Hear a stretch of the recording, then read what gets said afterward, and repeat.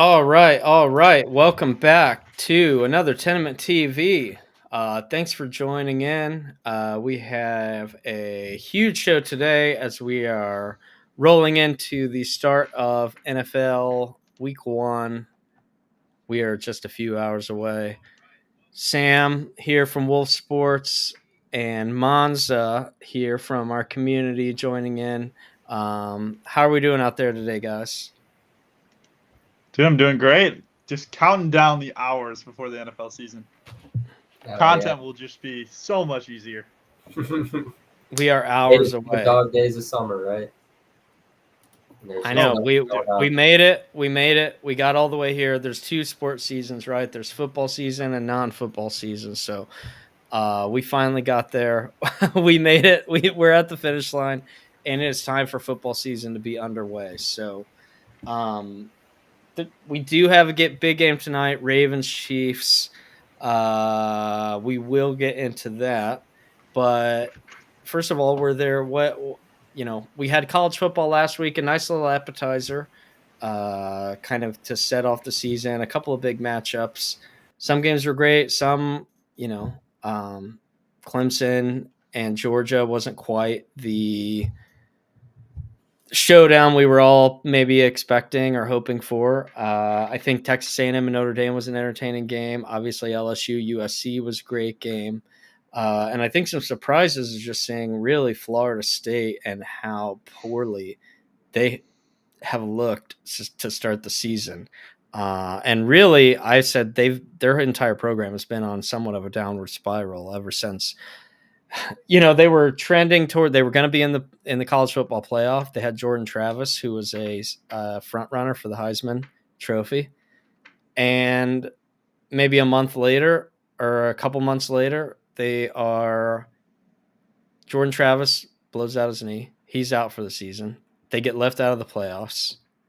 And the next thing you know, it's like now here we are. They're 0-2 to start the season and already out of the playoffs again. They felt like they got kind of cheated, left out of the playoffs last year because of their quarterback injury. They got housed by Georgia in a bowl game. And then the next thing you know, it's like things have unraveled really quickly. They have their coach now on the hot seat. So I don't know, any other surprising storylines that you guys have seen or thought from the college football season, or maybe anything that you've got your eye on? You want to go first, Mazda? So you, man.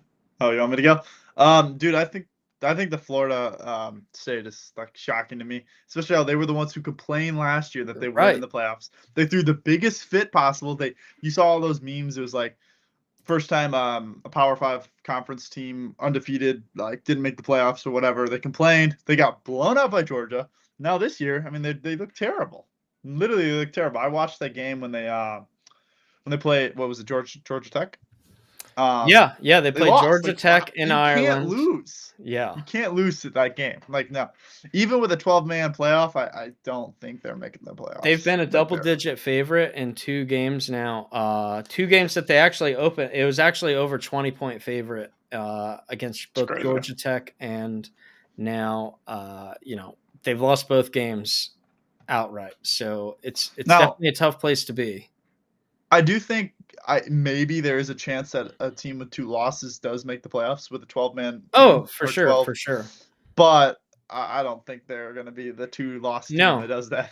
No, because the problem is, it's like you also, and it's the problem that I have with Clemson as well, where Clemson could win out the rest of their games. Doesn't matter because they played head-to-head with Georgia and they got absolutely throttled. They were clearly far inferior to what we saw from Georgia, where it's like you can already write Clemson off. You're like, all right, I know this team doesn't have a chance to win the title because they don't have the horses to go toe-to-toe with a team of that caliber. So that's where it's kind of the upside and the downside to playing a tough schedule early in the season where, yeah, you get that respect, but if you don't show up, you're immediately dismissed as far as I'm concerned.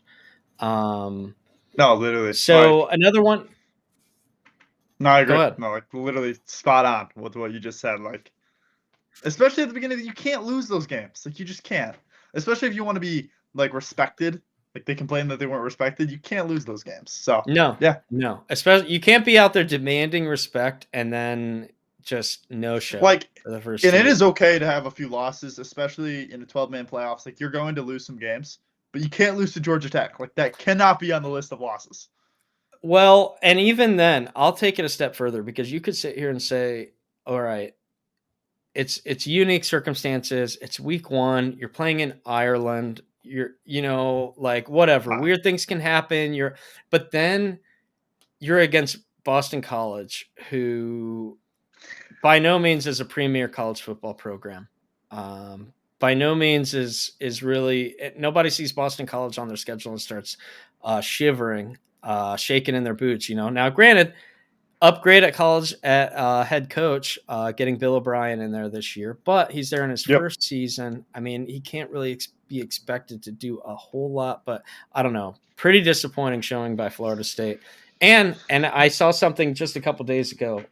The last note before we go too far into the Florida State Hatred, yeah. pit of misery here. Yeah, they have DJ Uiagalelei, Yep. who, I mean, I think it's time that, and I've been saying this for a while now, it's time to move on. Like this guy was there. I looked at the rivals in the high school recruiting, right? So he was actually the top 3 quarterbacks. It was Bryce Young, number 1.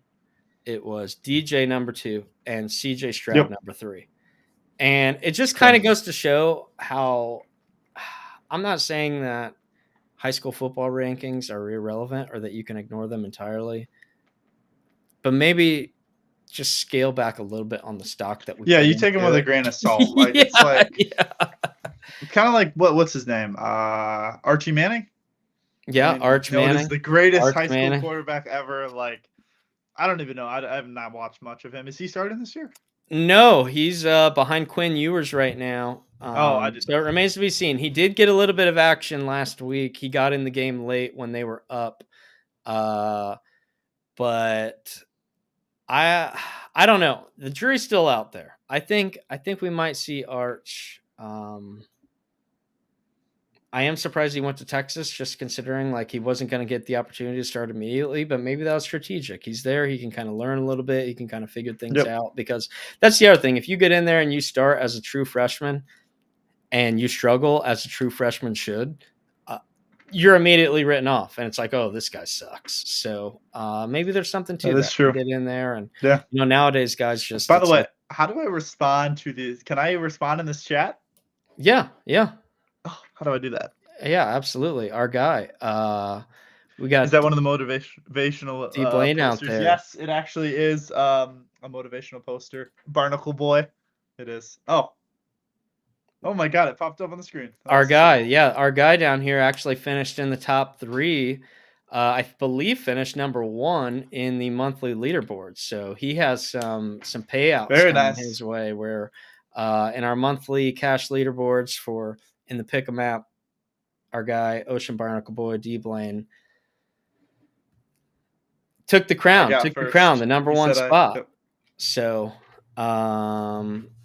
anyway, not this week, maybe not as loaded of a slate on the college football side as we were last week. I mean, one of the bigger games that people have their eye on, obviously, is Michigan and Texas, a game, 2 teams that both made it into the 4-team playoff last year. Yep. I think it would be surprising if at least one of them didn't make it in this year. Oh, yeah. But it's not out of the question by any means.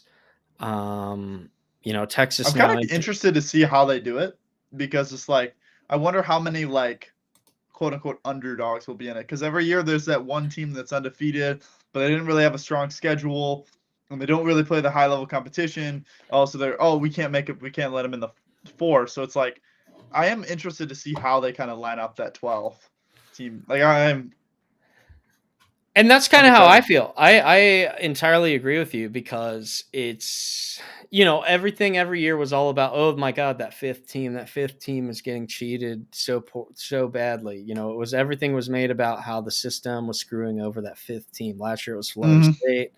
Now is it going to be the 13th team? I don't think so. Well, because like last year, would Georgia have won it? Like, I don't know. Like, yeah, and that's not many people are out there shedding tears for Georgia. No. But it would have been interesting. Look, I think I saw they've lost.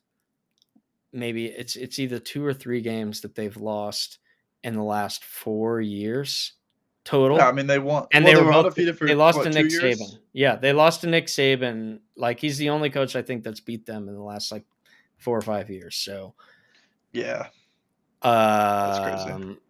Although, well, who was it? Did they lose to TCU? Some of the stuff starts. No, they blew out. They blew out TCU. That's right. Because it was TCU like beat Michigan 9-7. TCU beat Michigan to get to the title, and then then we knew what was coming there. So anyway, I don't know. I feel like Georgia they're a lock. They're going to be there. They're going to be in the playoff. In all likelihood, probably. I mean, especially after what we saw them do to Clemson, because I don't even think Clemson's a bad team. I'm not a huge Dabo fan. Not the biggest fan of Cade Klubnik. Don't think he's a excellent quarterback by any stretch. But I don't think they're as bad. 34-3. I was gonna say I don't think they're as bad as Georgia made them out to look like. No, I mean that's like the story of every year. Like, Georgia blows out these teams, and it's like, are they even that bad? I don't know.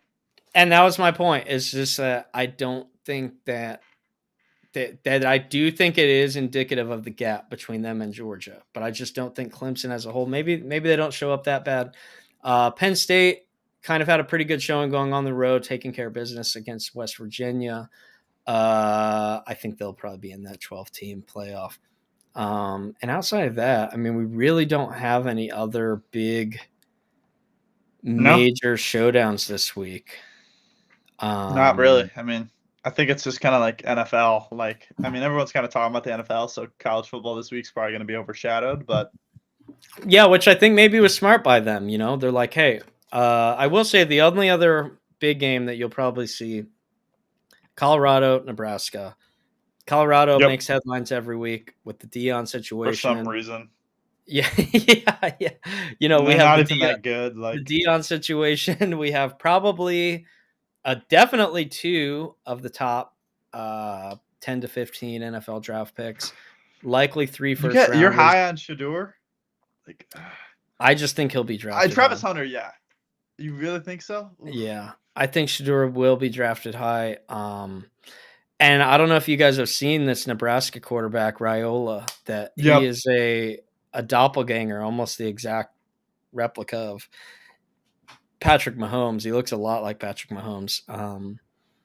Last year, Nebraska went into Colorado, kind of got the business a little bit. I almost feel like that might go the other way this time around. I kind of feel like maybe they'll let Colorado have it, but yeah, we'll see. We will see. Still a lot to be seen there. I will say Oregon plays against Boise State. I don't know if you guys remember. Last night, I saw on social media was the anniversary of when LeGarrette Blount punched the guy on Florida on Boise State. It was the Oregon Boise State game. Last night was the anniversary of that, so that kind of brought back some good old memories, and also made me feel really old and how long ago that happened. But dude, yeah, no, that's crazy, dude. I think I was in, like, what did you say, 5 years ago? You said 5 years ago? Oh, it was longer than that. LeGarrette Blount I think it was 12 years ago is what it said. Oh, because LeGarrette Blount has played his entire NFL career and that's retired. What I was like 5 years? I was like, no way. Oh, no. Okay, you said 12? Yeah. Dude, how old would I have been? Dude, I would have been 8. I literally would have been in, like, 4th grade. And I remember watching that. Because, like, what I used to do is I used to watch college football. It was the only thing I could watch because we weren't allowed to stay up, like, most of the time Sunday nights because we had school the next day. So college football was, like, my big thing. So, yeah, that's crazy. That is 12 years ago. Wow. I will say, before we move on, did you guys watch the USC LSU game at all? I did not. but I see Barnacle Boy talking about it, so maybe Yeah, I'll check it loves out. it. I loves it. I did watch it. I loved it as well. I think that LSU, I think now they've lost 5 straight week 1 games, which is crazy and just kind of a really tough stat. Some of that I think can be Are dismissed they a little bit. They going to played make the tough playoffs this year? opponents. Uh I I don't think they will, just because Okay. they play such a tough schedule. They don't have a good defense. I mean, LSU for years and years, their calling card has been their defense. They've pumped out elite defensive talent year after year, right? I mean, think about all these guys that they've put out between Yep. Tyrann Mathieu and Patrick Peterson and Patrick. Oh my God, what's the dude on the Texans? The cornerback. Stingley, or no, was it Stingley? It is Yeah, Stingley. Derek Yeah, Stingley yeah, yeah. Jr.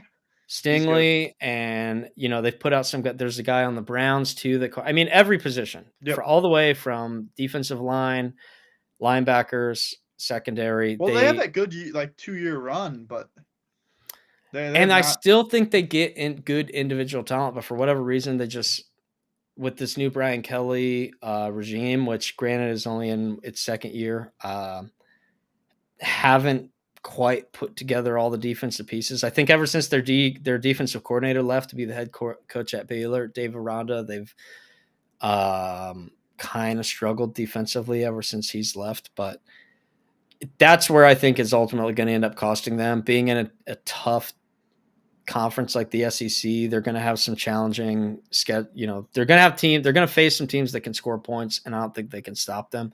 And last year, they were able to balance that out by having, a top 5 NFL quarterback or draft pick quarterback in Jaden Daniels, Heisman winner.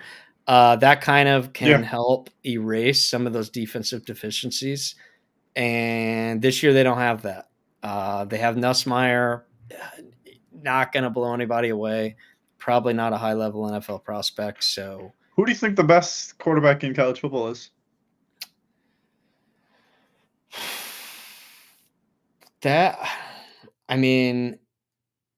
Who do I think is going to have the best season, or is probably the best pro prospect? I mean, Carson Beck at Georgia is going to be in the conversation for both, probably. Can you hear me?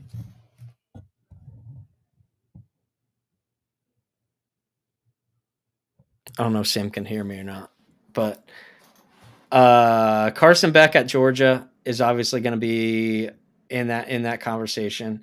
I do honestly think that Shedeur will be there as we kind of get further down the season. People are going to be talking more and more about Shedeur. Sorry, I literally couldn't hear a single thing you just said. Like my headphones just making a noise. I thought so. Yeah, I could see. Yeah. I was picking up. I wasn't sure if you could hear or not, but yeah, no, I do think Carson Beck will be in there. One guy to keep an eye on that I really like, that maybe isn't part of the big conversation yet, but at Ole Miss, Jackson Dart. I've heard of him. I've seen a little bit of him. I've had a Heisman future on him for the past 2 years in a row. This year will be 3, so I'm hoping eventually that maybe those chickens come to roost. But he started out, the first time I saw him, he was a true freshman getting in the game at USC, and it's just like this guy's a gamer, and he's got a big arm, and he's gotten better, and now he's in a good system with Lane Kiffin. And I think Ole Miss is a team that they have a good path to getting into the playoff. I do think they can get in there, so I'd keep an eye on Jackson Dart for sure. Interesting. I'm kind of let me know when you want to talk rookie quarterbacks, because I want to ask your opinions. I was just going to say, we can transition to, because I know that you've probably had your eye very closely towards the rookie quarterbacks over the last couple of years as a Bears fan. Yes. Maybe this year you're like, hey, I can ignore this market. Maybe this year we actually got one. This guy over here is going to talk about the Packers and how they're going to make the playoffs, and Jordan Love is going to be so good. I'm so done hearing Packer fans talk about Jordan Love. He's not going to be good. He had a half of a good year. No. Well, yeah, so let's get into it. Let's get into it with the NFL. Agree with you, though, Sam. Completely agree. Oh, thank God. I'm not going to say that Jordan Love is bad. I still think he's unproven, though. Like, he's still got to prove himself. You're right. He got hot. like, dude, I'm a Christian Yelich hater too till the end, right? Like, he's good, right? Like, he's been really fucking good for the Brewers, but like, dude, he was just hot for that. He was hot for like a year and a half, and Yeah. then his knee exploded, and then he was unproven again. Like, you broke your knee, you came back, and he sucked for like 3 years, and then he started finding it again. But it's the same thing here. Like, he was not that great to start the year. He definitely was trying to do too much. Like, I don't know if, like, as a Packer fan, like, yeah, it's your home team, you watch every game, right? So it's like, Yep. you can see him trying to force throws, especially at the end of the games. Like, maybe not with 2 minutes left, but like 6 minutes left and we're down, and he tries to throw one deep, just gets away from him, something, right? Just something dumb like that. He kind of toned that in at the end of the year, so it was a little more promising. But yeah, I think he's got to prove himself again. And this week 1 matchup is not easy, right? Going into Brazil, that's weird, right? That's weird for everyone, but dude, this is a tough team. So absolutely, I don't not like, if I was the Packers, I would be very mad at that luck of the draw in Brazil against Philadelphia. I don't like their chances. I don't think the Packers are going to be bad per se. I think they're going to be like on the verge of making the playoffs, but I don't think he'll have an MVP type season. I think he's more of a game manager than he is a star. Like, I think he has a better chance of being in the 10 to 15 to 20 range of quarterbacks as opposed to top 5. I don't think he has that upside. But I don't think his floor is very low. Like, his floor is, like middle of the pack. He won't be bad. He won't. Caleb Williams, on the other hand, now, I think he has the potential to be the best quarterback in the league, but his floor is lower than Jordan Love. Like, I think Jordan Love, like, lowest he'll be is a game manager, like 15th best quarterback in the world.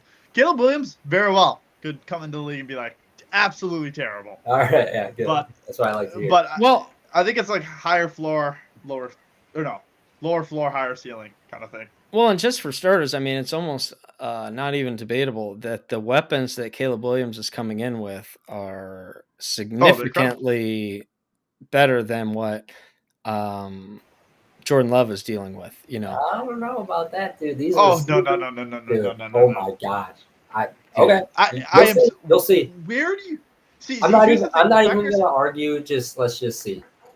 Keenan Allen is probably better than like any wide receiver the Packers have had, not named Devontae Adams, for like the last like 10 to 15 years. Doesn't matter if Caleb Williams is dog shit. Okay, so literally, if you combine the Packers and the Bears, literally, you could debate, but the top 2 receivers are on the Bears. The Packers wouldn't have a starting wide receiver. I don't even think they would over DJ Moore. I really don't. And not a tight end either. And that Odunze is better than all of their receivers. Yeah. They better Josh Jacobs or DeAndre Swift. I mean, I'll say where the Packers have been, they have excelled at getting wide receivers that might not be super like highly regarded coming out of college. Guys that maybe aren't this, they're not getting a Julio Jones or like the real flashy big, the Roma Dunze. They're not taking a first round pick. They're getting guys later in the draft that, to their credit, have worked out. Some guys that maybe some Romeo Dobbs, some Dontavion Wicks, some guys like that. I like Christian Watson. These guys aren't terrible, but they're not. I mean, teams aren't like dying. They're good. They're like good athletes. They're good receivers, but they're not like a number 1. Like, never in the history of the league will any of the Packers receivers be considered top 5 in the league. Here's what I'll say right here. They also don't have Caleb Williams thrown to them. They have Jordan Love. Oh, well, Caleb Williams is a better thrower of football than Jordan Love. I mean, it's just skill-wise. I don't think there's a single. If Jordan Love has to prove himself, I don't know how you're saying that. Well, I'm just saying, like, just talent-wise, like arm talent alone, Caleb Williams is a better arm talent. No. I would agree with that. And what I will say is that, especially with Jordan Love, is because last year at the first half of the season, you could say at minimum he struggled a little bit. He wasn't the same guy that he was, as the second half of the season. I believe it was like the second maybe like the final third of the season, let's say, because they went on a little bit of a winning streak where they had to win every week to get in. They didn't necessarily have the biggest gauntlet schedule to work their way into the playoffs, but they did win the games, and then they got in the playoffs and they beat the Cowboys' ass. I'll give it to them. In the playoffs, and it's like, and they were close to beating San Francisco too in the playoffs. So they rode that momentum. I think they're definitely a team to keep an eye on. Was half a size smaller, you know. I have never despised Packer fans more in my entire life because this is the year. Like, we actually have a shot. Like, my whole life, we've never beat the Packers. I literally can't remember a time we beat the Packers. When they had Aaron Rodgers, it was every year. Like, it was every year, twice a year we'd lose, and he'd do his discount double check in the end zone every single year. It's like, yeah. I mean, we were on like Detroit's level, and then Detroit gets good. And then the Vikings are, they're decent. Like with Kirk Cousins, they were decent every year. Like we were bottom of the barrel every year. Now this is the year. I think we're gonna know within like 3 weeks. Enjoy being there again. I don't know. We will see. Because Sal says all my homies hate the Packers. Well, and what I will say is that,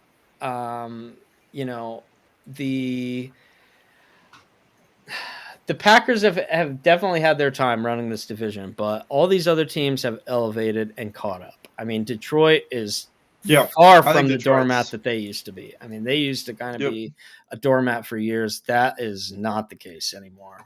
And now we have, Minnesota even losing J.J. McCarthy, but that's not going to be an easy team to just go in and get an easy win on. They have like a good coaching staff. I think O'Connell's a good head coach. They have Randy Flores running the defense. Yep. They have some guys. They have one of the top, probably at least a top 5 wide receiver, if not, if not the best. And Hawkinson he's injured, but he's going to make his way back in. So, they have guys. This isn't a team that's devoid of talent. They have talent, and don't get me wrong. I do not think the Bears are going to win the division. I think it's going to be Detroit. I think Detroit's probably going to be the 1 seed, maybe the 2 seed. And I wouldn't be surprised if 3 teams in that division made the playoffs. Yeah, I would not be surprised. And that's kind of how I feel. Could also say the same thing with the NFC West, though. I think it's similar. Looking at the NFC North and NFC West, where you don't have any terrible teams. You also don't have any super. I mean, besides San Francisco, you could say the rest of the teams are pretty even across the board. There's a couple of really well coached teams. There's a little bit of uncertainty with certain teams, and then there's some new coaching. There's new coaching all over the place. So that's the good thing with the NFL is like, you're never. I mean, look at the Texans. They were in dire straits 2 years ago. The franchise was in complete disarray. They lost their franchise quarterback. I mean, right? Yeah, they were a disaster. Well, and within a year, it's like everybody likes the Texans now. I think I think it's never been easier for teams to kind of climb up the rankings because of how good the rookie quarterbacks are. I mean, if you look in the AFC, there's 16 teams. You could debate 12 or 13 can make the playoffs. And all of them have rookie quarterbacks. It just depends on the rookie quarterback play or 2 year or like half of them are all like Patrick Mahomes is on the older side of quarterbacks in that division or that conference. I think the NFC is a little different. The NFC, they have a couple young quarterbacks, but I think the NFC won't be far behind in like 2 or 3 years from now. Well, and what you don't see very often anymore is teams that have uncertainty or like the stopgap quarterback option. I mean, most teams now, they just move off of guys almost immediately if they aren't the guy. There aren't a lot. Even Atlanta, who went ahead and they took Kirk Cousins, who most people would look at like, oh, this is a stopgap option because, people aren't saying, oh my God, they got Kirk Cousins, Super Bowl or bust. But even with that, in a move that was heavily criticized, that I don't criticize it, was going out and getting Michael Penix Jr. because it's like, hey, like if you don't have a quarterback, you have no chance. You have no chance at doing anything. And look no further than the Browns and the Jets last year, who were two teams that are loaded at every position, loaded rosters with not horrendous coaching staffs. I think the Browns have a better coaching staff than the Jets, but that, it didn't even matter. Two teams that are just loaded across the board at most positions that didn't have the slightest chance last year to do anything, simply because even whether it be through injury or whatever else, quarterback was an issue. And if you don't sleep on Deshaun Watson. I'm telling you right now. All right. If he is 80% of what it used to be, that they're a top 2 team in the AFC. Well, and so they play Dallas this week, or in week 1 here, 2.5-point favorite at home. So you like Cleveland to kind of take a step up this year. And, that's another really interesting division is this AFC North, where you can't point to any team and say, hey, that's an automatic win by any means. No. And now I think definitely the Bengals and the Ravens will make the playoffs if they're healthy. Assuming they're healthy, I don't think they're missing the playoffs. So I am interested to see, because there's going to be a team that gets, like a team that everyone's thinking is going to make the playoffs gets bounced out, because too many teams. Like, I mean, if you just go through like the divisions in the AFC, you have Miami, Bills, the Jets, you have Cleveland, you have the Bengals, you have the Ravens, you have Jacksonville, maybe, I don't know. Houston, everyone's talking about Houston. You have the Titans and the Colts, not really terrible teams, just depending on quarterback play. Then you have Herbert finally as a coach. The Broncos, I don't know how good Bo Nix is. And then you have the Chiefs. Like, you have so many teams. So I'm excited. Oh, yeah. Monza, what ideas do you have for a dark horse team outside of the Packers? Oh, jeez. I will say, if I had to give an advantage, like with the Packers, like, nobody's ever going to be thrilled to be playing a game in Brazil, I don't think, where it's like, man, we can't wait. But 2 advantages. At least it's week 1. Yeah. So it doesn't really cause a huge, weird travel situation where, oh my God, you finish a game, then you're dealing with Brazil the next week, and then you're So at least it kind of removes a little bit of that. And the fact that it was an Eagles home game, so you're not losing a home game necessarily. I mean, this is a game that would be played in Philadelphia, so I don't know. Maybe it neutralizes some of that home field advantage. Yeah, so it takes away a little bit of that, where I wouldn't really be expecting the Packers to go into Philly and win on the road. Now, with this being in Brazil, maybe it kind of opens that up a little bit for them to steal one. But Monza, any dark horses for the NFC or the AFC that you have your eye on? Honestly, man, no, not really. I don't take anything too early in the season. I like to see how things play out. I'm not putting any future bets down on Super Bowls or anything right now. But okay. I do like my Packers. It's just I always take the home team. You just got to throw a little bet down, because if they win it all, it's fun. So do got my little future bet on the Packers, but nobody else yet. I like the Bills to bounce back a little this year, if anything. Josh Allen, I think he's still top 3 quarterback in the league. So interesting. Hey, what do you think of the AFC South with Jacksonville and Houston? Like, do you think Trevor Lawrence is about bounce back year? I like Trevor Lawrence. Or is he just shot? I like Trevor Lawrence. I think he's a dog. I think he's pretty good. I think he's also kind of overrated in some people's eyes. Like, I don't know. I've seen some people throw what's overrated? Like top 5, top 10? Yeah. Like that's what I'm saying. Like I've seen people throw him, like 6, 5, 6 range. That's a little up there for me. But do you think CJ Stroud's better? I'd put him like if you were drafting a team, who would you draft first? I'd take CJ. Okay. Yeah. I think I would too. I think that's higher ceiling. I don't know. That'd just be how I would see it. Interesting. What about Tennessee? Do you guys know much about Will Levis? So one thing that I do know is that they turned over their entire coaching staff. Obviously, they no longer have Mike Vrabel there. They kind of cleaned house for the coaching, They also, their roster, if you look, they have one of the highest percentage of roster turnover in the entire league. So not only are they dealing with an entirely new coaching staff, they have a full new team Yep. out on the field as well. Levis is obviously coming back, but outside of that, Derrick Henry went. He moved on to They got Calvin Ridley. Baltimore. Yep, they brought in Calvin Ridley. They brought in Tony Pollard. So I know they brought in some offensive line pieces as well. So they've really tried to do.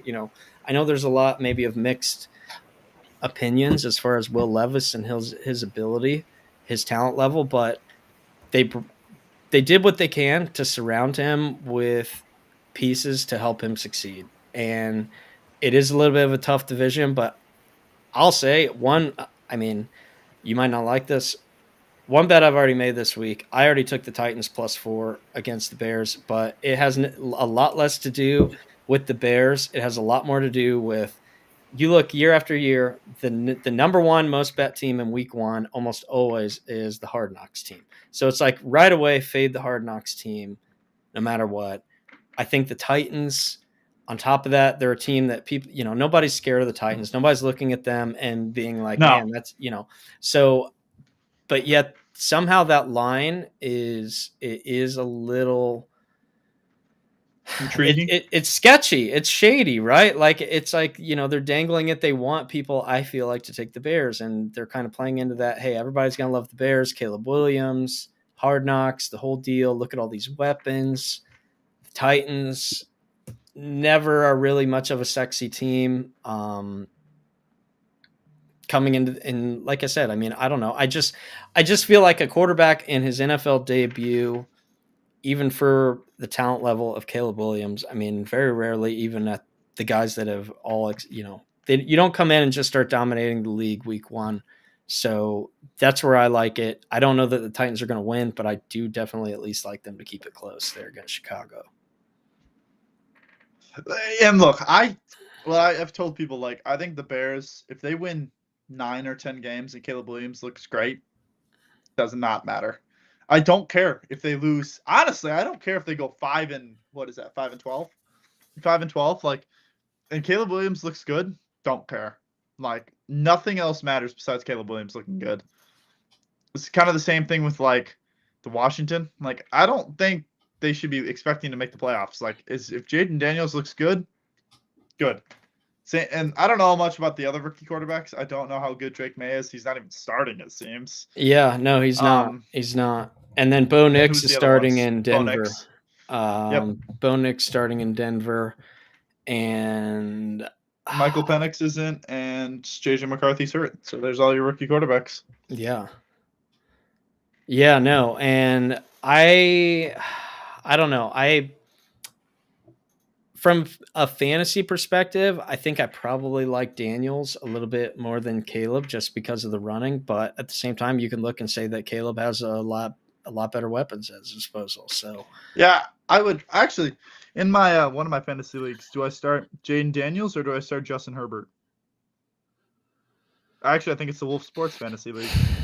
Oh man. Let's see. Jaden Daniels against Tampa, and we have Justin Herbert against the Raiders. I almost said Oakland. Dude, I think I would start Justin Herbert just because it's like, hey, rookie making his debut. There's a lot of things going on with a rookie, his first game that he's ever played in the league. Going into Tampa, they have a new coach, Raheem Morris, but he's a defensive coach. Or did he go to Atlanta? Maybe I messed that up. I think Raheem Morris went to the. I was going to say, Atlanta. I think he's. Yeah. He used to coach at Tampa. That's where I got. He was the head coach at Tampa, defensive coordinator at the Rams. Now he's the head coach back in Atlanta. So, either way, Washington. Go ahead. Yeah, Todd Bowles. Dude, Todd Bowles. And then I'm looking at my flex. Like, I don't even know who to start: DK Metcalf or George Pickens. Like, I don't know. Or do I not start Marvin Harrison? Like, I have no idea. I think you got to go with Marvin. I think you have to go because the time in which you drafted him so early. that I did. that is the spot where you got to have a starter, and you just don't overthink it. You're like, hey, I got this guy to be a contributor right away, so I need to put him in right away. I would put Marvin Harrison in there. I would probably lean more towards Herbert just because, like I said, I mean, it's not like they're at home, number one. The Raiders, Pierce going into second season as a little bit of a defensive coach, but I still don't think the Raiders are a scary defense or intimidating by any means. No. And I would just lean to him. Go ahead. I was gonna say, who did you pick in fantasy? Like, who was your? Not in any leagues, dude. Wow. Wow. Are you doing daily stuff? No, dude. I'm chilling. He's just watching the Packers. He's just making picks in the TENAMINT app. Exactly. That's all I need, dude. Just make my picks in there. No, honestly, I'll probably just like hop on the ESPN app here in a little bit and just like join a league. But yeah, dude, I was in like my dad's in a league and I like help him manage that team. So that's pretty much like the only very nice. But honestly, dude, I like NFL is like my favorite time of the year, right? Like I love watching tennis and all, but like football season's awesome. And I just hated rooting like for players to like do bad because like I just like watching football, So I just decided to take this year off and just chill, not play for any money really. Just enjoy football. Yeah. I'll say I can relate with some of that because it's just like, it's just become, the conversations are always like almost too much now. It's a good and a bad thing, right? Because when you're talking with people, it's like everybody has a fantasy football team, whether they were a football fan before or not. It's like everybody kind of can at least talk through the fantasy lens now. So it's a connective tissue that kind of helps talk football with people that might not be like, hey, man, I'm dying to – let's talk Broncos Seahawks this weekend. Like now maybe you do because you're like, hey, I got what do you think about Jackson Smith and Jigba? Or like, I don't know what to do with Cortland Sutton this week. Right, like that. Exactly. Like it's kind of got a good and a bad thing to it. So the fantasy baseball league that we're in, like that got me watching so many more baseball games this year, right? Exactly. But that was just because like since COVID and stuff, I had fallen off from watching baseball. So I was like, yeah, dude, I'll play this and like it'll just get me back in. I picked a couple Brewers like William Contreras. I had Churio for a while, but then you got him back. Unfortunately, he had like a bad 2-week stretch. So I was like, fuck it, and then Zach picked him up and he immediately got hot. I swear, dude. As soon as you picked him up, he just started raking. But yeah, like I'm already gonna watch all the games anyway, so. I'm just kidding about it. That's what I was gonna say. Like, dude, when I have fantasy football, I pay attention to all the games. Like, I would say probably across all my leagues, I have a player on every team, probably. Like, so I think it is pretty interesting watching every game and paying attention because, like, otherwise I probably wouldn't pay much attention. I'd be working and I probably wouldn't even care. So it's like it is kind of fun. Like. Against like I have DK Metcalf. I don't know if I'm starting him or George Pickens, but I'm watching that Denver Seahawks game because of DK Metcalf. So it's just kind of cool. And I was gonna say where it definitely gets fun, because what I've tried to get better about because I used to be the guy that had as many screens up as I could, as many games on as I could, my laptop up with like the game cast of my fantasy matchups, and like I'm like tracking every play that happens and how it impacts my matchup. That's a good way to kind of drive yourself crazy. So if anybody wants to if you want to drive yourself crazy, I would advise you to do that. But what I've started doing instead, it's like, hey, I still pay attention to the games. Maybe don't check every single play in your matchup as much, tracking your fantasy, because especially if you're across multiple leagues, then you're, oh my God, this helps me here, hurts me here, super happy that I got a touchdown here, hate it for this matchup. I don't know. Until you get to Sunday night, maybe Monday night, and you got one or two guys left, that's when it gets fun. Because then maybe you can get your whole league in, everybody's watching, and even if maybe you're not involved, it's a good way to like amplify something that is happening in your league where it's like, hey, look, this matchup's going down to the wire, and we got like 2 players left tonight. Especially this week. Like, if you look, you got Rams and Lions. There's 20 fantasy players on those teams. Then you got the Jets and the 49ers. You got more fantasy players. So it's like, absolutely. Absolutely. And I feel like I do miss the days when we used to have the 2 Monday night games on week 1. If you guys remember, we had the Sergio Dip game not too long ago. Because it would be like I'm there was surprised they're not doing that. Yeah, I don't know. It was good and week bad 3. because it was also Week 3 weird they that start. there was like they had 2 games and they would kind of be happening at the same time because they were only like they would kick off like an hour and a half apart. One game was always the Raiders. It felt like with Chris Berman calling it, like it was like the Raiders or Chargers or something. But I don't know. Either way, I think this is a great. We have some really good. I mean, starting from Thursday, Sunday night, and Monday night, you could not handpick 3 better, more exciting matchups than those 3. At least from like a storyline perspective, and then everything that happens in the middle of that, Sunday afternoon, it just kind of is what it is. Like that you're never going to really complain about that. So, all right, who is your one lock with the spread this week? If you were in a survivor pool, who would you take? I was going to say, because I am in a survivor pool, and it has been something. Have you made your choice? It's been something that's been difficult to get through. I'm probably leaning towards. I'm leaning towards Cincinnati. Who does Cincinnati play? They play New England. Yeah. What's the spread? Right now, Cincinnati's an 8.5 point favorite over the Patriots. Would not take those points. Would not lay those points. But if I'm just picking just straight up winners, is your survivor pool straight up winner? Yeah. Oh. Can you pick each team? But even just looking at just straight up winners, I still don't know that there's a clear cut like easy pick to make here for week 1.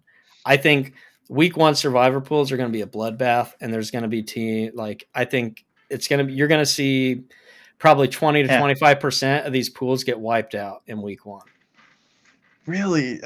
I guess if it's straight up winner, I think the Bengals is the clear choice. But some survivor leagues, you can't pick a team twice.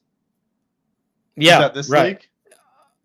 Some yes, some you can't. I have one of each, but in both cases, I'd probably view it this because like my other thing is I've tried to get queued in week 1 in the past, and like you end up regretting. Yeah, it's like what was I doing? Now I'm done. Now I'm out.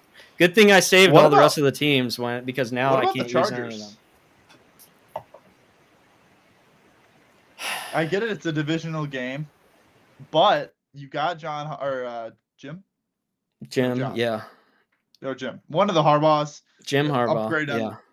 I guess they lost a lot of their weapons, but I don't know.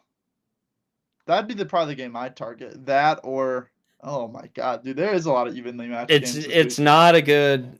Yeah, it's tough. Oh, maybe the Eagles.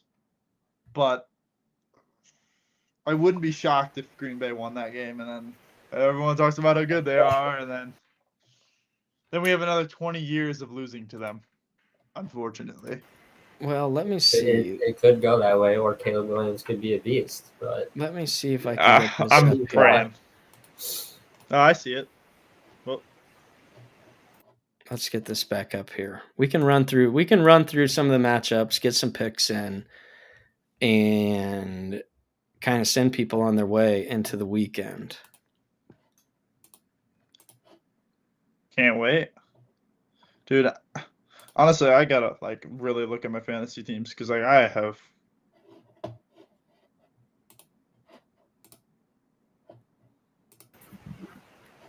I could go through my dad's fantasy team.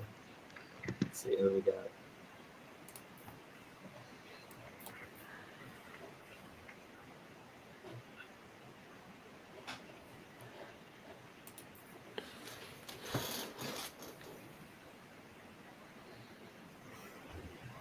My dad is like one of the guys that always thinks his team is dog shit and then somehow wins the league.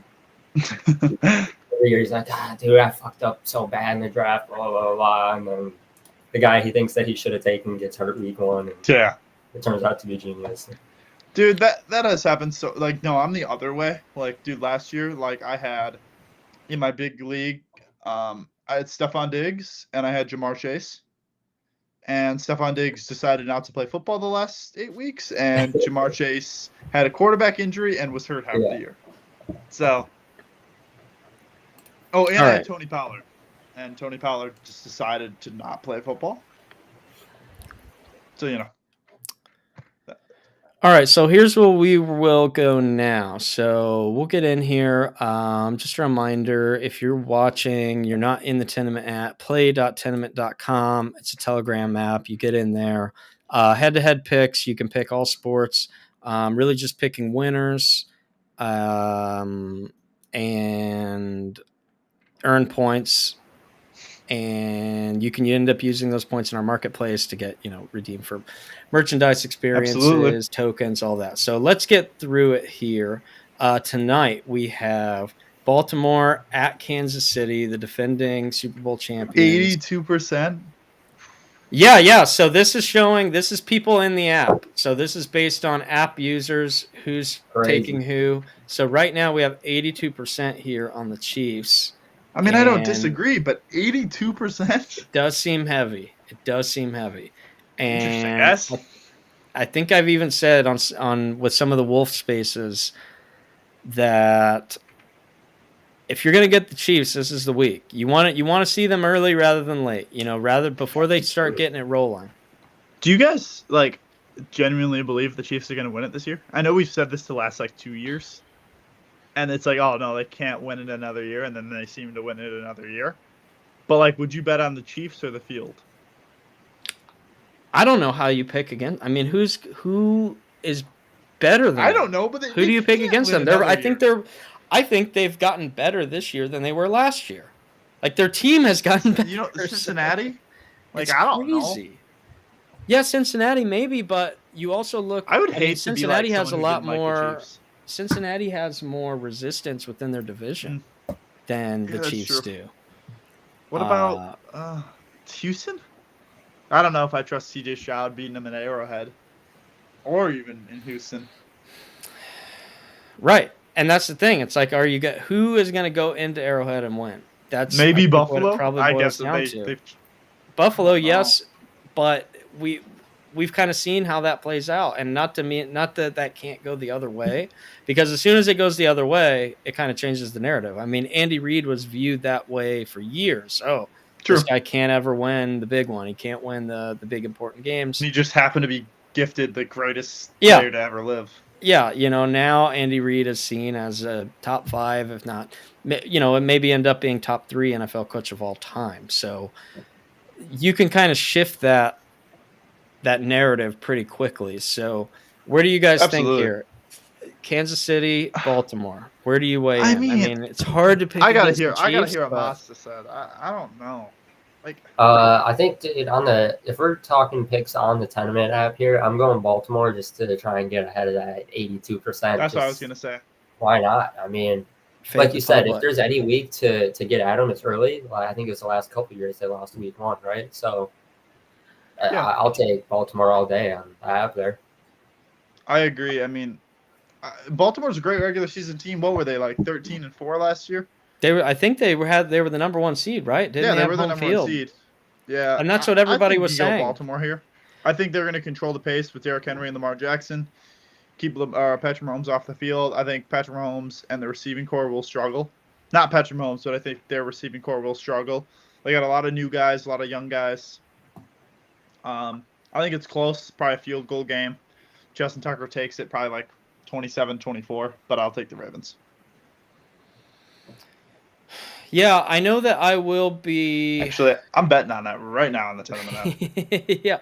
Yeah. I just think, and you think back to the Chiefs last year. I'm still mad at them because they knocked me out of my eliminator pool last year on Christmas Day when they lost at home to the Raiders. And at the last year, the Chiefs, as much as we've seen from the Patrick Mahomes-led Chiefs, they did struggle a little bit during the regular season. And then you remember the whole storyline all year was oh, this is the year, the Chiefs are taking a step back and they're regressing. And somehow they win. Somehow they win every game. It's this is going to be the Ravens or the Bills. It all comes down to the Ravens or the Bills. And then Joe Burrow gets injured. He's out for the year. And the next thing you know, the Chiefs are right back into the Super Bowl and having another parade. So, Annoying, but yes, yeah.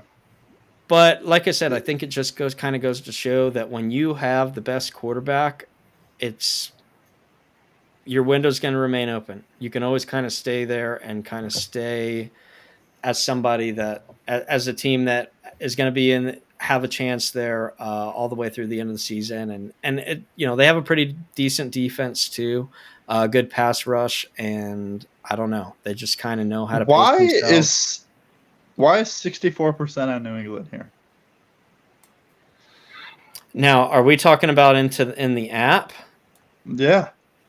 I think one thing that also might happen is that we just have people from all over the world. Like we ran campaigns for cricket and stuff like that. So there's probably people that get in here early. They see the picks, and whatever one is the higher percentage, just click through that. Because I mean that's what I was doing for the cricket matches, right? Like I had no idea, so I would just go in there and pick something.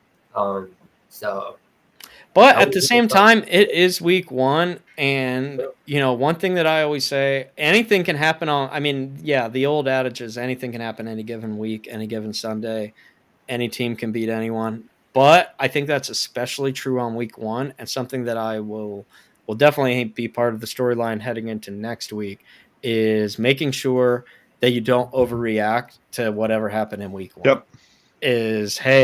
Usually you don't know until like week 5 or 6. And that's what I would say as a little bit of advice that I would give to people is like, look at the week 2 slate right now and go ahead and formulate your opinions and figure out what your opinions are for week 2 right now. And I'm not saying you have to cling to those or not waver off of those at all. But I would at least still use those as your guiding light when you're looking at week 2. Next week, don't be too overly influenced by what you see this week, just because we are going to see some weird things happen. We are going to see, as teams start to realize, oh my God, something that we game planned for all off season, we need to scrap that immediately. We saw the cracks in it, doesn't work. Anyway, week 2 is when you see things kind of like maybe normalize themselves, and then we kind of head in towards the season. So that's all I would say there as far as heading into, as far as what your primary takeaways are going to be from week 1. Next, we will head into Brazil. We have Green Bay, Philly. We know that Monza loves the Eagles here. So we'll start. I don't think it's fair for 17%. Like I hate the Packers, but I don't think I'd fade the public on that one. I mean, it's not a home game. They're playing the Eagles very well could be off. I don't think the Packers are that bad, 17% bad. So yeah, I don't know. I'd go the Packers there. And that's the key here, is that it's not really a true road game. We're getting two teams that honestly are probably fairly evenly matched, and this week 1, week 1, we'll see. Yeah, fair point, Zach. You're a little more unbiased than me. So. Well, I just look at it where both teams have some new.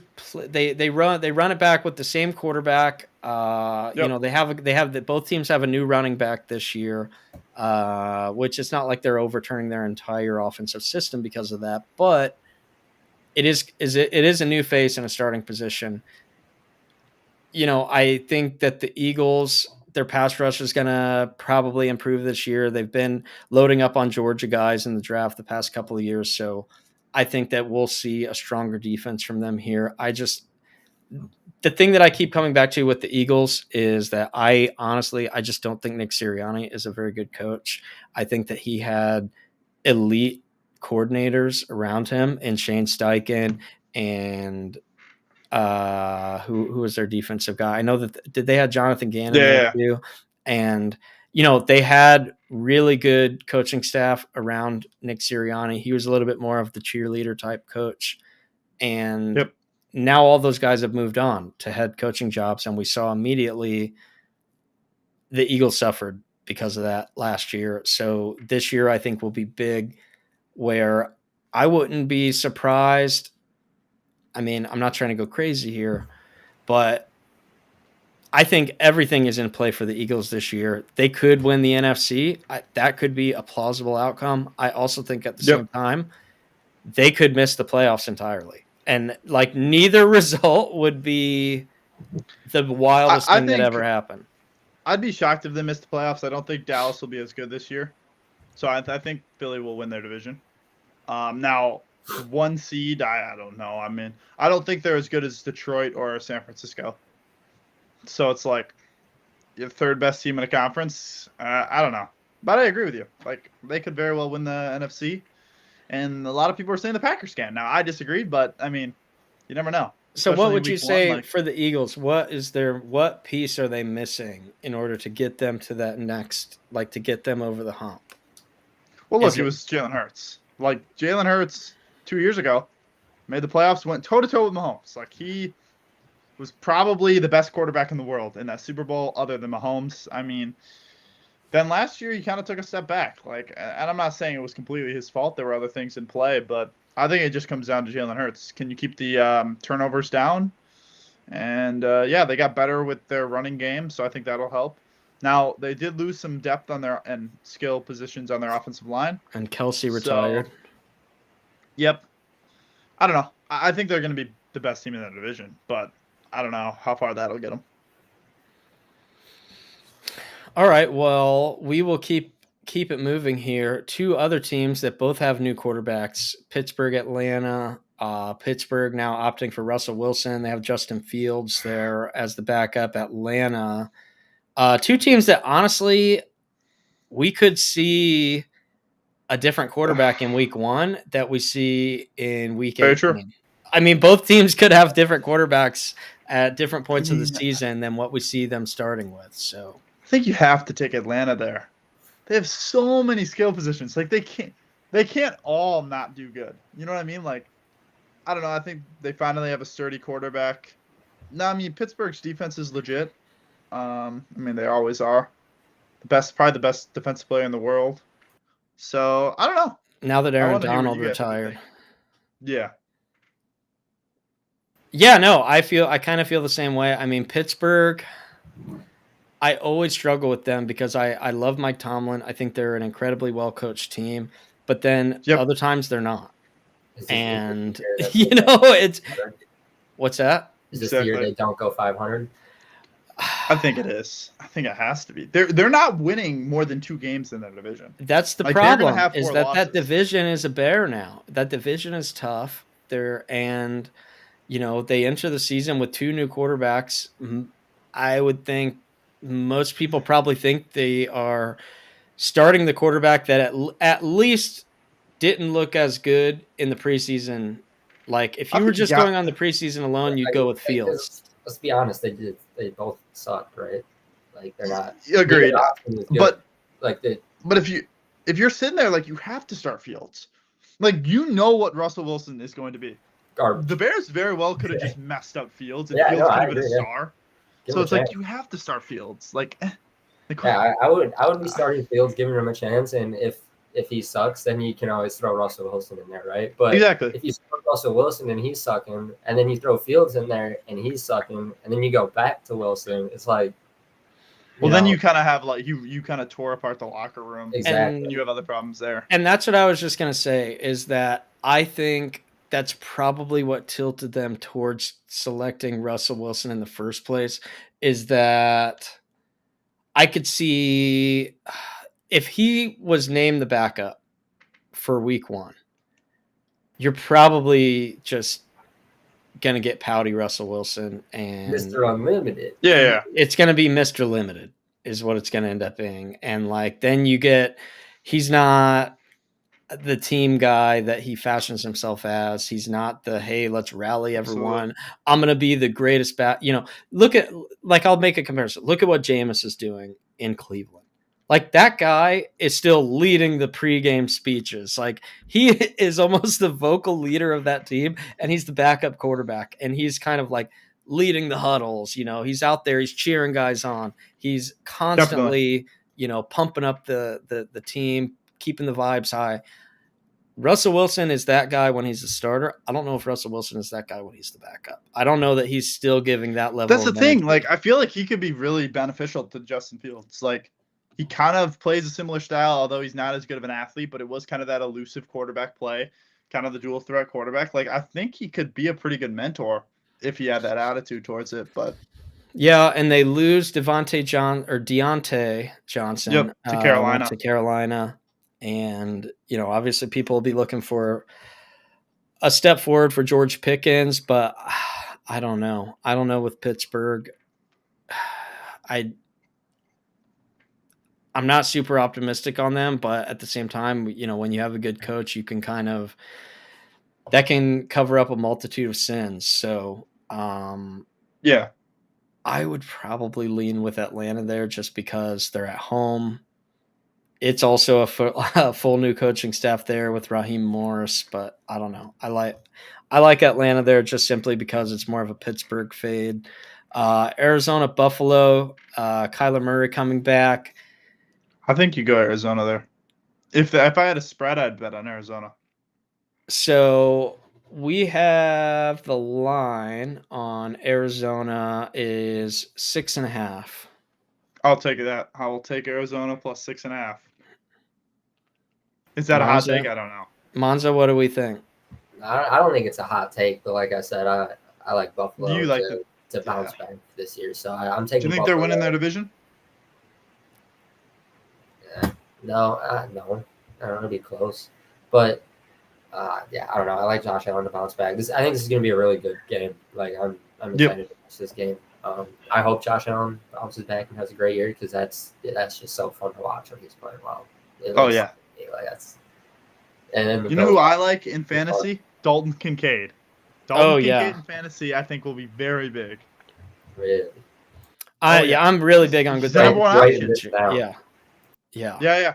Dalton Kincaid. If I was you in your dad's league, I'd go trade for Dalton Kincaid today. Whoever your quarterback or tight end is, don't care. Go trade for him. Yeah, I could see that. I could see him turning in, maybe not. He could be the Dalton or the Sam Laporta of last year, right? Where it's like a guy that people weren't. I would not be surprised if he finished top 2. Yeah, I think he was incredible at Utah, and I drafted him a lot last year, and it didn't really pay off until like later in the season, just because at the beginning he was kind of working his way into that offense. They still have Dawson Knox, they have more than one tight end there, but they don't have anything at wide receiver. We can just put that out there. They do not have much at the wide receiver position, and Dalton Kincaid. Actually, I'm going to go trade for him.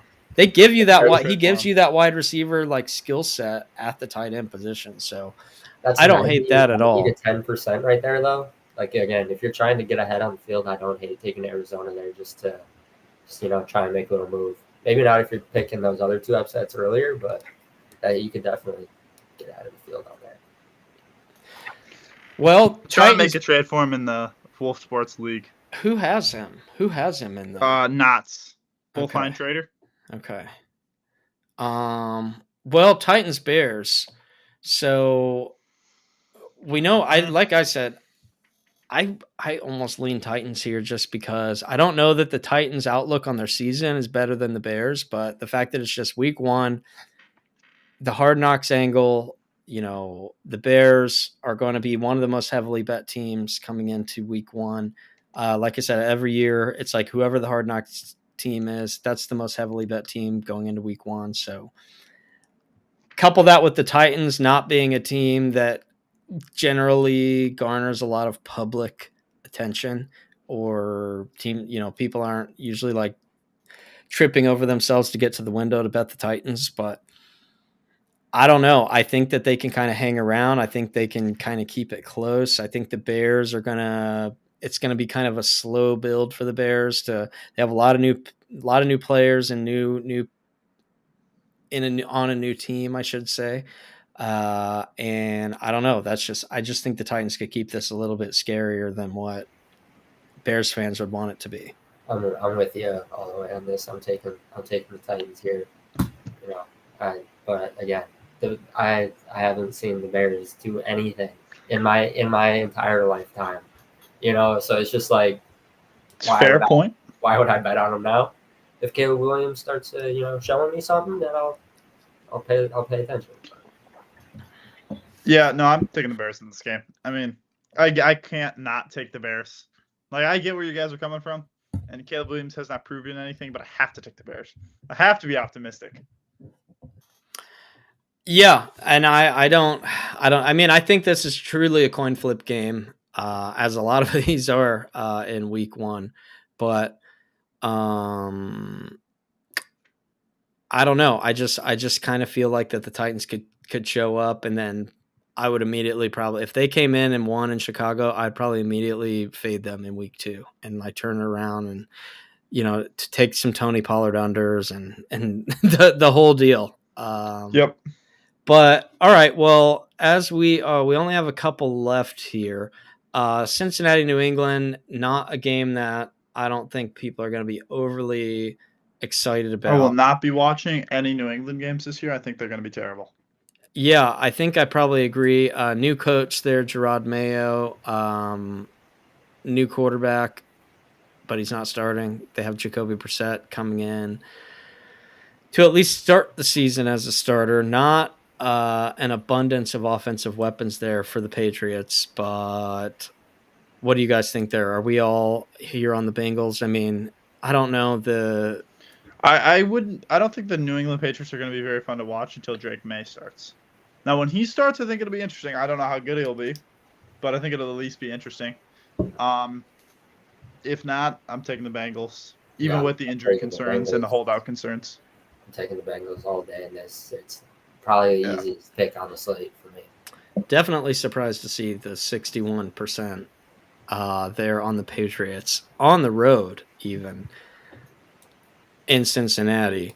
Moving forward, another, I think, kind of some surprising results here. Houston and Indianapolis, where we have 65% here on the Colts. Houston is actually a 3-point favorite on the road. Now, the last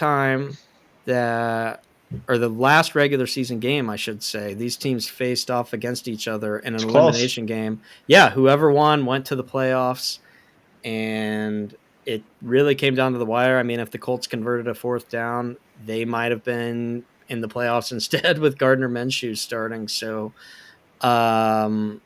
divisional game, I'll say, even, when I look at divisional games, just in general, if there's a home underdog in a division head-to-head opponent, it's almost like an automatic just bet for me, just because I would love I love taking home teams getting the points against a familiar opponent. I mean, that's just like an automatic look for me every time. I agree. I think the Colts are going to win this game. I think they're going to surprise a lot of people. I think Anthony Richardson will have a very good game. I think the Texans are a little bit overrated. Well, I agree with you. And I think, as we've kind of even covered in some of the Wolf spaces, is that, with the Colts, they had some weird Jonathan Taylor stuff going on last year. He had his whole holdout situation. The beginning of the year was weird with training camp and the extension, and Jim Irsay trying to convince him to say, he demanded a trade, and then he ended up sticking around, and so it was just a lot of weird vibes, on top of having a rookie quarterback who ends up getting injured, a head coach who's in his first season as a head coach. And even despite all of that going on, they still managed to be a game away, or a couple plays away, really, from making the playoffs, albeit maybe in a little bit of a weaker division, but still. I don't know. I think that I really like what Steichen brings. I think he is a very, very good overall head coach in the NFL. I like CJ Stroud a lot, but yeah, like I said, I'm just going to end up taking home team getting points within a division. Just sign me up for that every time. I'll always take that. So, agreed. As we kind of go on, 3 games left here that I'm seeing. Jacksonville, Miami, the battle for Florida. So, I think Jacksonville. Yeah, Monza. I am the biggest Trevor Lawrence fan. I know Mazza literally started the conversation with Trevor Lawrence is overrated. I think he's a top 5 quarterback. I really do. Like, talent-wise, I think he is. Now That's crazy. he did get injured last year, but he was 8-3 before he got injured. So, This is a legitimate question. What like I'm not even trying to be crazy, and you can call me crazy for even asking a question. What can he do that Jordan Love can't? Okay, this is a crazy question. So I told you can call me. It can be a crazy question. Okay, I think there's not a single thing that Jordan Love does better than Trevor Lawrence. Leadership, arm talent, running ability, decisions in the pocket awareness. I think all that goes to Trevor Lawrence. Everything goes to Trevor Lawrence. I think he's by far the most slept-on quarterback. Now, Jordan Love is not bad. I think Jordan Love very well could be the 10th best quarterback in the world. But I think Trevor Lawrence is better. I'm not even like trying to argue. I just want to hear. No, I know. And I very well in like 2 weeks you could probably DM me and be like, "Hey, do you see what Jordan Love is doing?" And I'm like, "Yeah, I was wrong." Like, and I'm just praying that he's not good. I don't hate Trevor Lawrence. Like I like watching him play. He's electric, right? Like some of those like the high scoring games, dude, when they're just going back and forth, like he looks fucking unstoppable, right? But yeah, then like, sometimes it's like weird. I do think Jordan. I will give one thing to Jordan Love. Jordan Love is more consistent, at least in the back half of the year. Now, consistent wise, I mean, he had half of a good year, half of a bad year. Yeah, but Trevor Lawrence has those games where it's like, oh my God, you're the best quarterback in the world. And then it's like 2 plays later, it's like, what the hell were you doing? Yeah.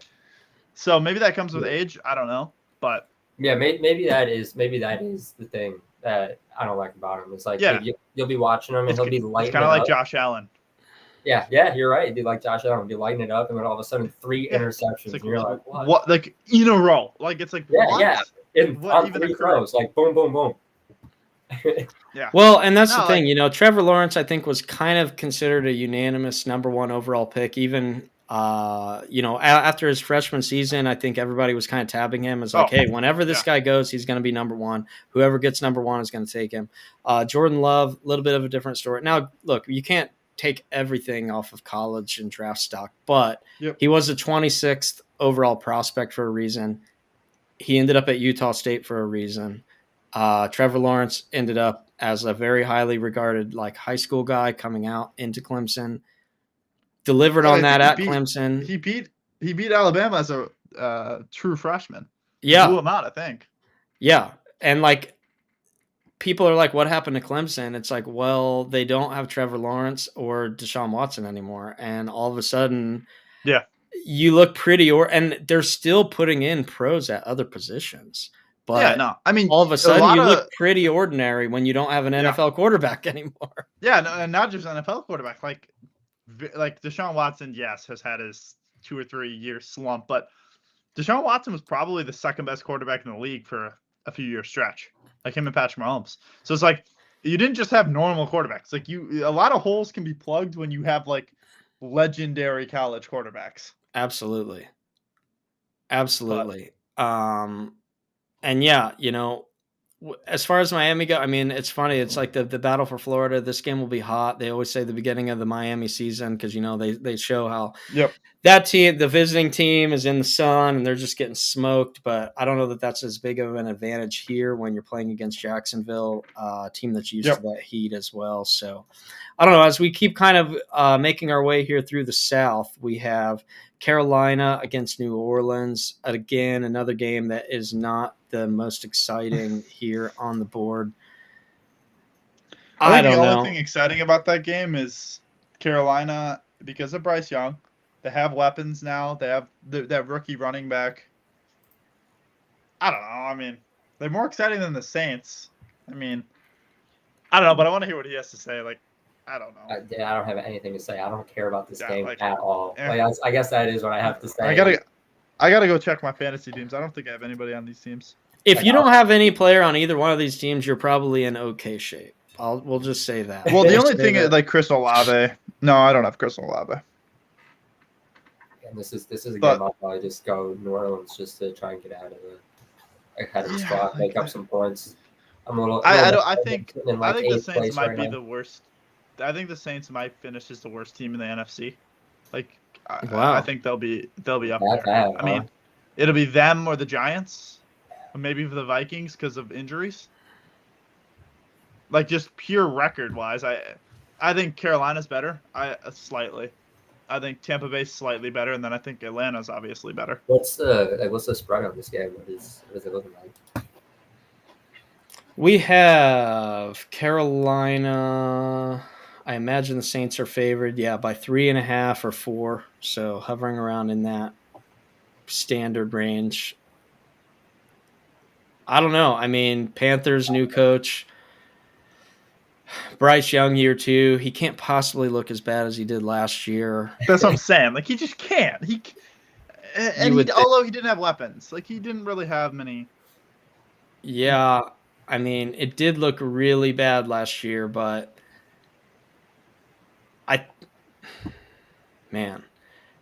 I remember back, it wasn't too long ago where you could just look at the Saints on a home game and you're just like, they're going to win. Like the Saints in the Superdome, it was just an automatic win for years. And now we're sitting here looking at the worst team in the NFL, considering, maybe they could go into New Orleans and win. It's like, I think it all comes down to quarterback play. Like I think Bryce Young at this point has a higher ceiling than Derek Carr.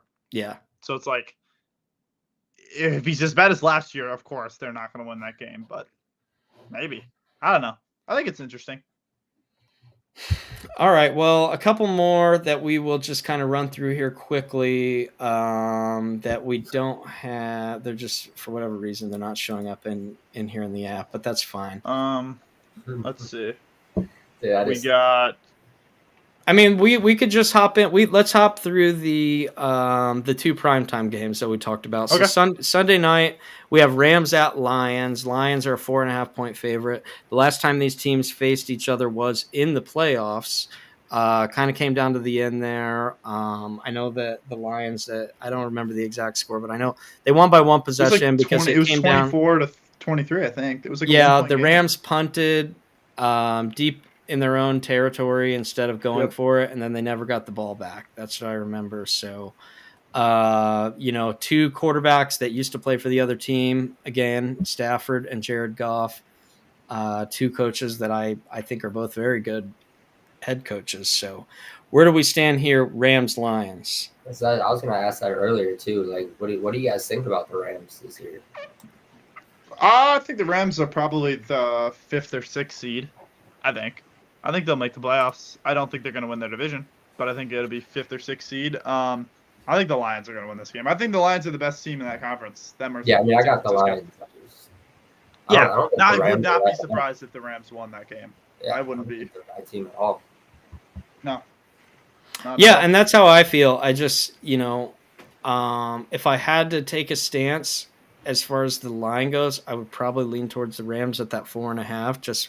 But it's crazy. They're losing probably the best defensive player in the NFL is just off their team now, and Aaron Donald retiring, which I don't think can really be it's almost been overlooked this offseason to a certain extent. He probably wasn't the best player last year, but he's still even at that, he was 32 maybe?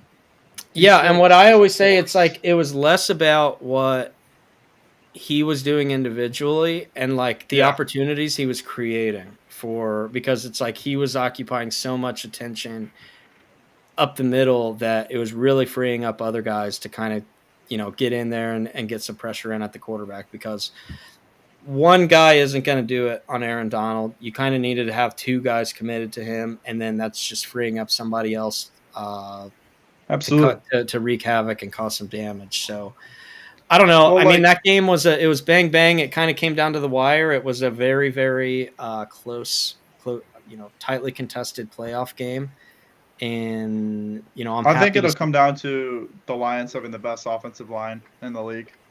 That's why I think they're going to win. Without Aaron Donald, best offensive line in the league, I think Jared Goff will have time. I think they win that game.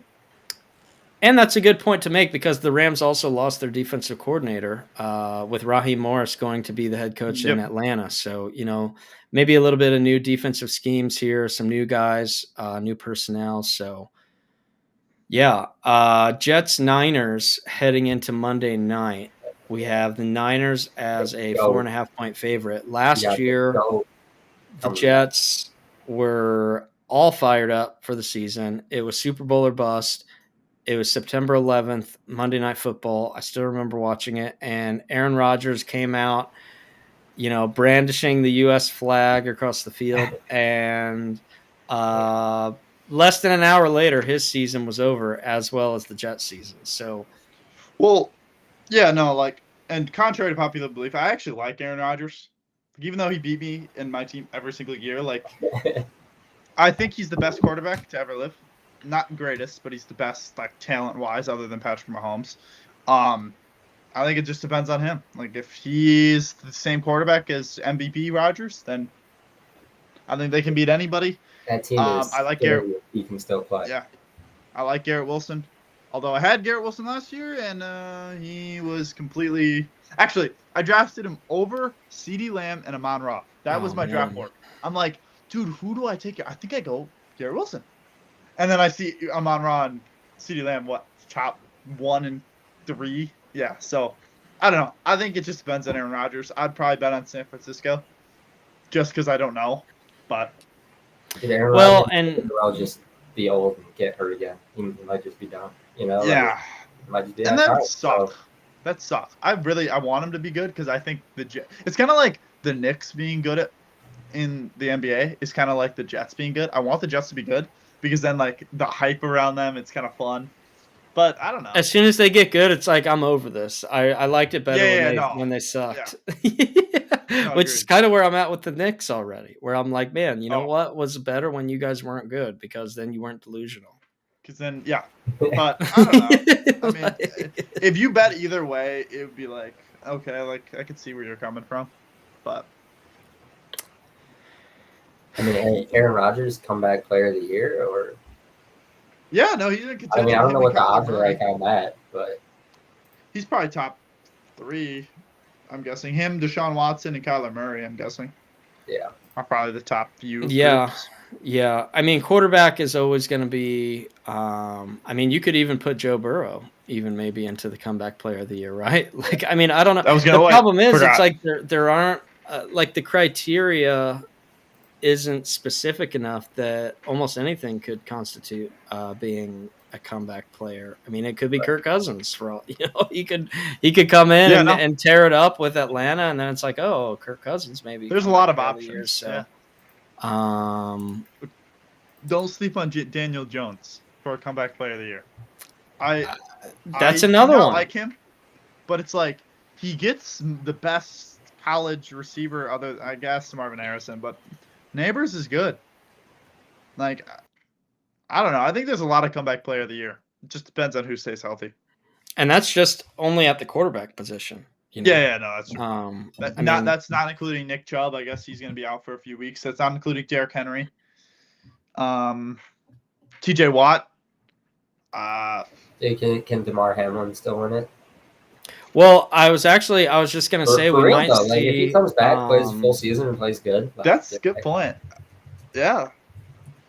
Well, because I was going to say Ricky Pearsall even could throw his hat into the mix if he makes it back out there and has any sort of impact at all. The rookie wide receiver who just got shot within the past. I saw that. Yeah. So if he comes out and has any impact at all, I think he might be able to put himself into that mix. Absolutely. I think there's a lot of – dude, I'm just excited. The only problem is at the end of the day, I mean, I was gonna say like 3 meetings tonight, and I'm like, come on, like opening night, like who is scheduling these meetings? This could go, and we've gone for a while. This could go on for probably 2 or 3 hours, just talking NFL storylines, anticipation, week 1 as we're headed. This is the time of year. Everybody's excited. Everybody's optimistic. And just like he said, like Monza, he said, we really will. We don't know. We don't know if Jordan Love's going to play good. We don't know if any of the rookie quarterbacks are going to play good. We're not going to know.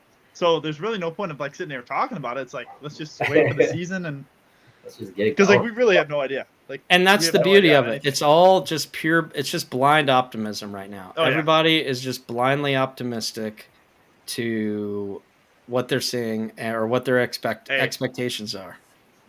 Just one more thought. Sorry, we'll stop talking. Yeah. You know, have you seen Nick Wright's show with Chris Bouchard and the other dude? Mm-hmm. What we should do next week, and I know it's 1 week into the season, go through our playoff picks. Who's going to win each division in each conference? So the 7 teams in each conference. Who's going to win MVP and who's going to win the Super Bowl? I think that'd be really cool. And then save it and then see who's closer. Okay, I'll send everybody some homework, and then we'll do that, and we'll revisit it maybe at the midpoint of the season. And then maybe we even do a repick at the midpoint of the season, and then I have you a can feeling see a lot of us are gonna have real bloopers. It'll be especially me, especially. And then you can look back and be like, "What on earth was I thinking?" I mean, if you have the Bears in the playoffs, dude, you're already.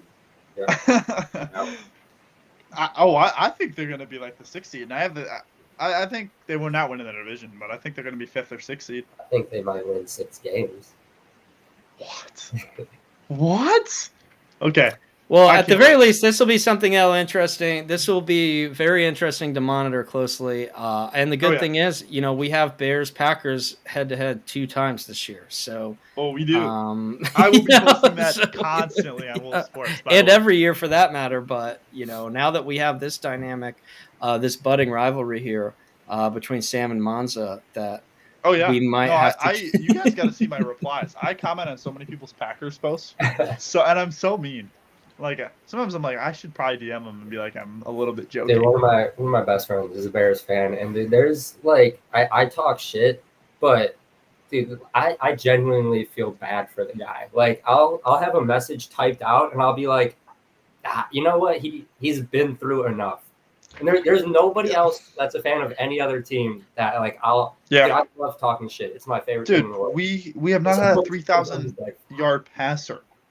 3,000 yards. I mean, Aaron Rodgers did that every season of his career. Yeah. We didn't have one. Not one. No. No, wait. It's 4,000 yards. No, is it 3 or 4? I think it's 3. Oh, it's 3. Unfortunately. That is just brutal. Seriously brutal. Yeah, it is. All right. Well, we are going to wind this down before we just run this straight into kickoff time. So. We run through just the UFC main event real quick. You guys you're gonna have to. I'll tell you what, Monza. Here's what we're gonna do. We're gonna do a little bit of a cliffhanger. We're gonna have to. We're gonna have to steer you to our space. All right. That we're co-hosting with the Wolf on Saturday. That's when we will talk through our. We'll do our UFC deep dive on Saturday. Sam, 5 p.m. Eastern, correct? Dude, I like it. I only got one pick, dude. I don't care about any of these other fights, to be completely honest, dude. I'll watch them, dude. I'll sit there. I just have to know. Now we can end the space on a cliffhanger. Just say the first name of the dude you think is going to win the main event. Gilbert. Okay. Oh, you're talking about this weekend. Yeah. I agree. Yeah, yeah. I'm talking this weekend. What about 306? Dude, I want to see Sean O'Malley win so bad, dude. Dude, I just want to see him knock him out. God. Dude, maybe I don't know. He's fun to watch. I hate him because I was an Izzy fan. Not after what he did today. No, I don't really give a fuck. Do you see that though? Oh, do you see that? That was funny. That was hilarious. Dude, I don't know why you the dumbest ideas possible. Wrong guy to have road rage with. Flexing on Izzy. He's probably mad too. You're gonna get knocked. Dude. I don't even want to know what it'd be like. Yeah, you'd be knocked yeah. I don't know. I don't know what was going through that guy's head. I don't know. Not much. Yeah. Not much. Definitely not, I'm excited for 307. I'm excited. I think, what was it? 308's the crazy one. Is that Ilya Topuria? Yeah, I think so. Yeah. Well, I'll be on a flight to Singapore, of course, on UFC 306, so I'm missing the entire event. Actually, 12 hours after the event, I won't even know who won, so it'll be interesting. Yeah, well, there'll be certainly plenty of conversation around that.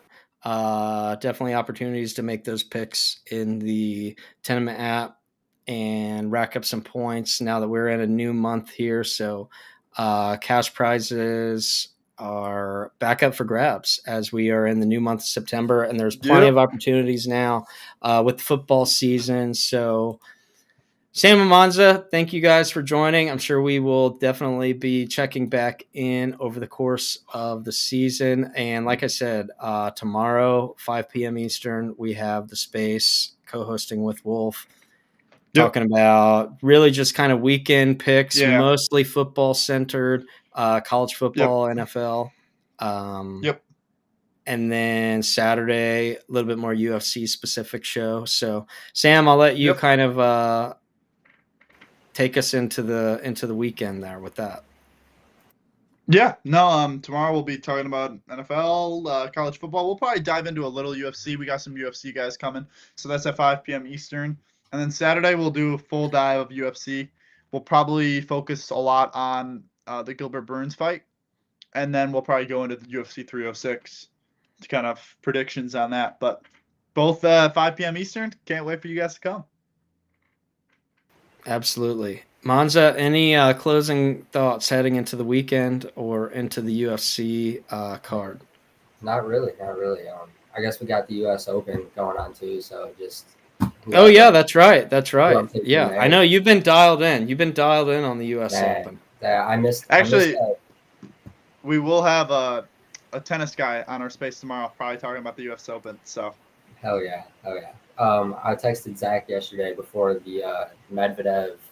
The Medvedev match. I was like, dude, this is the match of the tournament. And center, center. I was like, this is gonna be crazy. First set was wild, and then it was like 6-2 first set, 1-6, like just back and forth. It was crazy. It was a match that was on crack. Super fun to watch. Like it's crazy. You had no idea what was gonna happen. So I just love watching tennis, dude. It's because you can go down in those first 2 sets and look just awful, and it's not over. You got to win every point, dude. Every point, every game's a grind. So I loved it. I played tennis in high school too, so I'm probably a little biased. That was my thing. So I got Sinner winning it all. We got 2 Americans playing each other in the semifinal on the men's side, so that's pretty sweet. You'll have an American on the final, but I got Sinner winning it all over there, and then there's also 2 American women in the semifinals, but they're in opposite matches. But probably take Sabalenka to win on the women's side. She has just been absolutely dialed in this tournament. Like you just feel bad for her opponents. Like she steps out there first service game, you're like, oh, it's over. She's just looked unstoppable. Some of the most dominant tennis I've seen, like since Serena, dude. I'm not saying like that she's Serena. I'm just saying like in this tournament she is locked in. Super fun to watch. But that's all I got. Absolutely. All right. Well, we will, like I said, we'll keep an eye on that. We'll keep an eye on the NFL kickoff, which we are just a few hours away from now. Outside of that, join our spaces. Give us all a follow on Twitter, and we will see you next time. See you guys.